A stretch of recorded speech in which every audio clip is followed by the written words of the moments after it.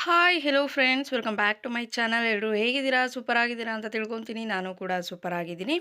Friends, ನಿಮಗೆ already ತಿಳಿದಿರೋ ಹಾಗೆ ರೈತರಿಗೆ ಬರ ಪರಿಹಾರ ಹಣವನ್ನು ಕೇಂದ್ರ ಹಾಗೆ ರಾಜ್ಯ ಸರ್ಕಾರದ ಕಡೆಯಿಂದ ಜಮಾ ಮಾಡ್ತಾ ಇದ್ದಾರೆ ಅಂತಲೇ ಹೇಳ್ಬೋದು. ಹಾಗಾಗಿ ಕೆಲವರಿಗೆ ಏನಾಗಿದೆ, 10,000, 12,000, 8,000 ಈ ರೀತಿ ಕೆಲವೊಬ್ಬ ರೈತರಿಗೆ ಹಣ ಜಮಾ ಆಗ್ತಾ ಇದೆ. ಇಲ್ಲಿ ಇನ್ನೂ ಕೆಲವೊಬ್ಬರು ರೈತರು ಏನು ಪ್ರಶ್ನೆಯನ್ನು ಕೇಳ್ತಿದ್ದಾರೆ ಅಂತ ಅಂದರೆ, ನಮಗೆ ಹಣ ಇನ್ನೂ ಬಂದಿಲ್ಲ, ನಾವೇನಾದರೂ ಹೊಸದಾಗಿ ಅರ್ಜಿಯನ್ನು ಸಲ್ಲಿಸಬೇಕಾ ಅಂತ ಕೇಳ್ತಿದ್ದಾರೆ. ಸೊ ಅವರಿಗೆ ಅರ್ಜಿ ಸಲ್ಲಿಸಬೇಕಾ ಇಲ್ವಾ, ಯಾವ ರೀತಿ ಈ ಒಂದು ಹಣ ಬರುತ್ತೆ ಅನ್ನೋ ಒಂದು ಪ್ರೋಸೆಸನ್ನು ನಾನಿವಾಗ ನಿಮಗೆ ತಿಳಿಸ್ಕೊಡ್ತೀನಿ.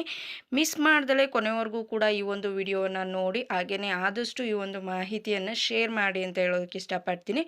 ಬನ್ನಿ ಫ್ರೆಂಡ್ಸ್, ವಿಡಿಯೋನ ಸ್ಟಾರ್ಟ್ ಮಾಡೋಣ. ಸ್ಟಾರ್ಟ್ ಮಾಡೋದಕ್ಕಿಂತ ಮುಂಚೆ ನೀವೇನಾದರೂ ಹೊಸದಾಗಿ ನಮ್ಮ ಚಾನಲ್ನ ನೋಡ್ತಾ ಇದ್ದರೆ ಸೊ ಪ್ಲೀಸ್ ಬೇಗ ಬೇಗ ಸಬ್ಸ್ಕ್ರೈಬ್ ಮಾಡ್ಕೊಳ್ಳಿ. ಜೊತೆಗೆ ಪಕ್ಕದಲ್ಲಿ ಕಾಣ್ತಿರುವಂತಹ ಒಂದು ಬೆಲ್ ಐಕನ್ನ ಕ್ಲಿಕ್ ಮಾಡಿ ದೆನ್ ಆಲ್ ಅನ್ನೋ ಆಪ್ಷನ್ ಮೇಲೆ ಕ್ಲಿಕ್ ಮಾಡಿದ್ರೆ ನಾನು ಹಾಕೋ ಪ್ರತಿಯೊಂದು ಹೊಸ ವಿಡಿಯೋದು ನೋಟಿಫಿಕೇಷನ್ ಎಲ್ಲರಿಗಿಂತ ಮೊದಲು ನಿಮಗೆ ರೀಚ್ ಆಗುತ್ತೆ. ಸೊ ಎಲ್ಲರಿಗಿಂತ ಮೊದಲು ವಿಡಿಯೋನ ನೀವೇ ನೋಡ್ಬೋದು.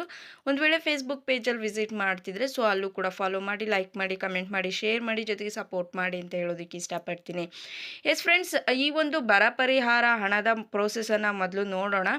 ಮೊದಲನೇದಾಗಿ ರಾಜ್ಯ ಸರ್ಕಾರ ಈ ಒಂದು ಬರ ಪರಿಹಾರ ಹಣ ಅಂತ ಎಲ್ಲ ರೈತರ ಖಾತೆಗೂ ಕೂಡ 2,000 ರೂಪಾಯಿ ಹಣವನ್ನು ಜಮಾ ಮಾಡಿದ್ರು. ಅದರಲ್ಲಿ ಕೆಲವೊಬ್ಬರು ರೈತರಿಗೆ ಹಣ ಬಂತು, ಇನ್ನು ಕೆಲವೊಬ್ಬರು ರೈತರಿಗೆ ಈ ಒಂದು ಹಣ ಬರಲಿಲ್ಲ.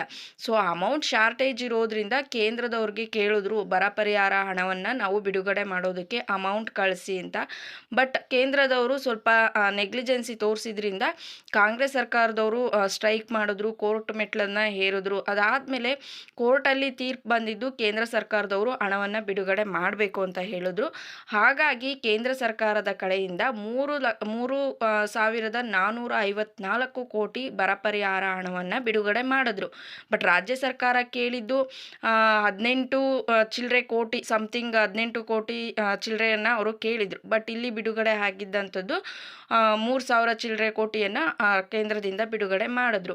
ಆ ಒಂದು ಹಣವನ್ನು ಬಿಡುಗಡೆ ಮಾಡಿ ಆಲ್ರೆಡಿ ನಿಮಗೆ ಗೊತ್ತೇ ಇದೆ, 10 to 15 ಡೇಸ್ ಆಯಿತು. ಅದಾದಮೇಲೆ ಇವಾಗ ರಾಜ್ಯ ಸರ್ಕಾರದವರು ಈ ಒಂದು ಹಣವನ್ನು ಏನು ಮಾಡ್ತಿದ್ದಾರೆ, ರೈತರ ಖಾತೆಗೆ ಜಮಾ ಮಾಡ್ತಿದ್ದಾರೆ. ಇಲ್ಲಿ ಕೆಲವೊಬ್ಬರಿಗೆ ಏನಂತ ಅಂದರೆ, ಮತ್ತೊಮ್ಮೆ ನಾವು ಅರ್ಜಿಯನ್ನು ಸಲ್ಲಿಸಬೇಕಾ ಅಂತ ಕೇಳ್ತಿದ್ದಾರೆ. ಸೊ ಯಾವುದೇ ಕಾರಣಕ್ಕೂ ಕೂಡ ಯಾವುದೇ ರೀತಿಯಾದಂತಹ ಒಂದು ಅರ್ಜಿಯನ್ನು ಸಲ್ಲಿಸೋ ಹಾಗಿಲ್ಲ. ನೀವು ರೈತರಾಗಿದ್ದರೆ ಒಂದು ಫ್ರೂಟ್ ಐ ಡಿ ಅಂತ ಏನು ಮಾಡಿಕೊಟ್ಟಿರ್ತಾರೆ, ಆ ಒಂದು ಐ ಡಿ ಇದ್ದರೆ ಸಾಕು, ನಿಮಗೆ ನಿಮ್ಮ ಖಾತೆಗೆ ಹಣ ನೇರವಾಗಿ ಬರುತ್ತೆ. ಅದು ಯಾವ ಆಧಾರದ ಮೇಲೆ ನಿಮ್ಮ ಖಾತೆಗೆ ಹಣ ಬರುತ್ತೆ ಅಂತ ಹೇಳೋದಾದರೆ, ನೀವು ಜಮೀನನ್ನು ಎಷ್ಟು ಅಲ್ಲಿ ದಾಖಲೆ ಮಾಡಿರ್ತೀರಾ ಅಂತ ಅಂದರೆ, ಎಷ್ಟು ಜಮೀನಿದೆ ಅಂತ ನೀವು ರಿಪೋರ್ಟನ್ನು ಅಲ್ಲಿ ನೀಡಿರ್ತೀರಾ, ಆ ಒಂದು ಜಮೀನಿನ ಆಧಾರದ ಮೇಲೆ ನಿಮಗೆ ಬರ ಪರಿಹಾರ ಹಣವನ್ನು ನೀಡೋ ಅಂಥದ್ದು. ಇವಾಗ ಏನು ಅಪ್ಲೈ ಮಾಡಿಸ್ಕೋಬೇಕಾದ್ರೆ ಜಮೀನು ಎಷ್ಟಿದೆ ಅಂತ ನೀವಲ್ಲಿ ಎಂಟರ್ ಮಾಡಿಸಿರ್ತೀರಾ. ಸೊ ಆ ಒಂದು ಜಮೀನಿನ ಆಧಾರದ ಮೇಲೆ ನಿಮಗೆ ಬರ ಪರಿಹಾರ ಹಣವನ್ನು ಜಮಾ ಮಾಡ್ತಿರೋ ಅಂಥದ್ದು.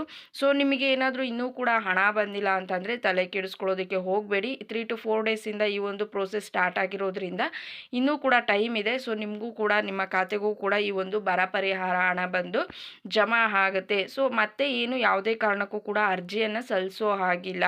ಸೊ ನಿಮಗೆ ಆ ಒಂದು ಐ ಡಿ ಇದ್ದರೆ ಸಾಕು, ನಿಮಗೆ ಆರಾಮಾಗಿ ನೀವು ಹಣವನ್ನು ಪಡೆದುಕೋಬೋದು. ಹಾಗಿದ್ರೆ ಬಂದಿದೆಯಾ ಇಲ್ವಾ ಅಂತ ನಾವು ಹೇಗೆ ಚೆಕ್ ಮಾಡೋದು? ಕೆಲವೊಬ್ಬರು ಮೊಬೈಲ್ಗೆ ಮೆಸೇಜ್ ಬರುತ್ತೆ, ನೋಡ್ಕೊಳ್ತಾರೆ, ಬಟ್ ನಮಗೆ ಗೊತ್ತಾಗೋದಿಲ್ಲ ಅಂತ ಅನ್ನೋರು ಬ್ಯಾಂಕ್ ಬ್ಯಾಲೆನ್ಸನ್ನು ಚೆಕ್ ಮಾಡ್ಕೊಳ್ಳಿ. ATM ಅಲ್ಲಿ ಆಗಿರ್ಬೋದು, ಅಥವಾ ನೀವು ಬ್ಯಾಂಕಿಗೆ ಹೋಗಿ ನಿಮ್ಮ ಬ್ಯಾಲೆನ್ಸನ್ನು ಚೆಕ್ ಮಾಡಿಕೊಂಡ್ರೆ ನಿಮಗೆ ಈಸಿಯಾಗಿ ಫೈಂಡ್ ಔಟ್ನ ಮಾಡ್ಬೋದು. ವಿಡಿಯೋ ಇಷ್ಟ ಆಗಿದರೆ ಲೈಕ್ ಮಾಡಿ.